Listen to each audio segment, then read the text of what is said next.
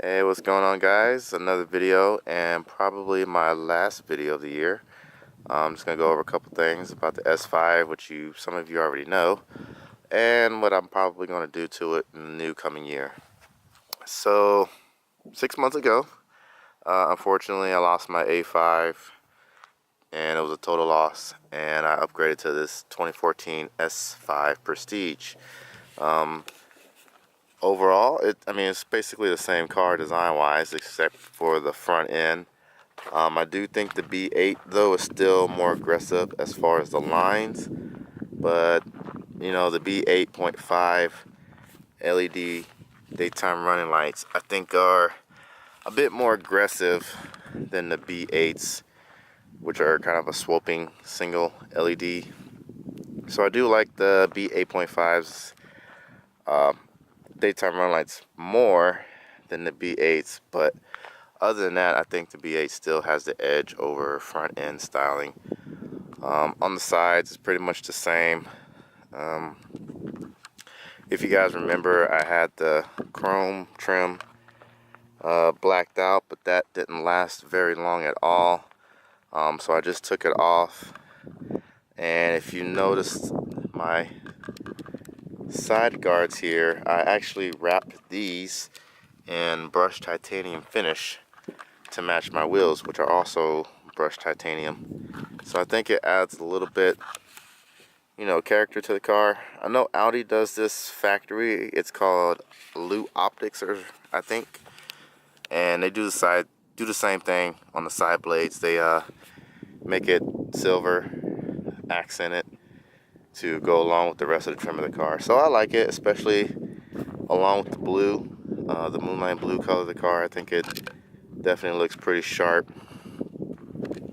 But yeah, the S5 over the last 6 months has been a joy to drive. I think the bread and butter of this car is not the actual engine, but it's the DSG transmission. It is, very smooth, really smooth actually. The gear shifting is pretty seamless, and it gets up and go pretty quickly.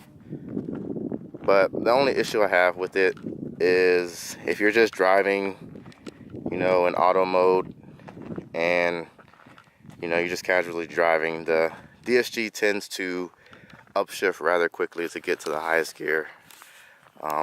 So if you're like driving in traffic, you kind of might feel a little bogged down during just normal driving, because the car will rush to get to the highest gear possible. So if you want to avoid all that, just switch to sport mode or dynamic mode and you should be fine. The things I've done to this car so far, as y'all know, I got my motor mounts replaced through the warranty company. That was not that bad. Also, I got my upper control arms swapped out. I did those on the A5, so they're pretty simple on this car. Also did, oil change. You guys saw that in the video. And I also bled the brakes because they haven't been bled out since 2016 in February. And Audi recommends that they change them every 2 years. So I changed it back last month, November.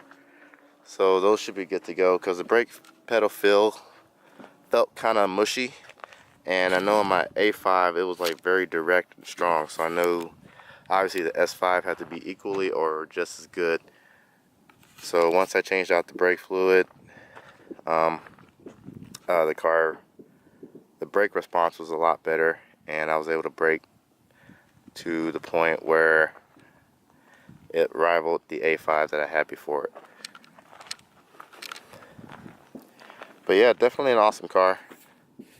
I'm excited to see what the coming months will bring. I'll try to do more maintenance videos here soon.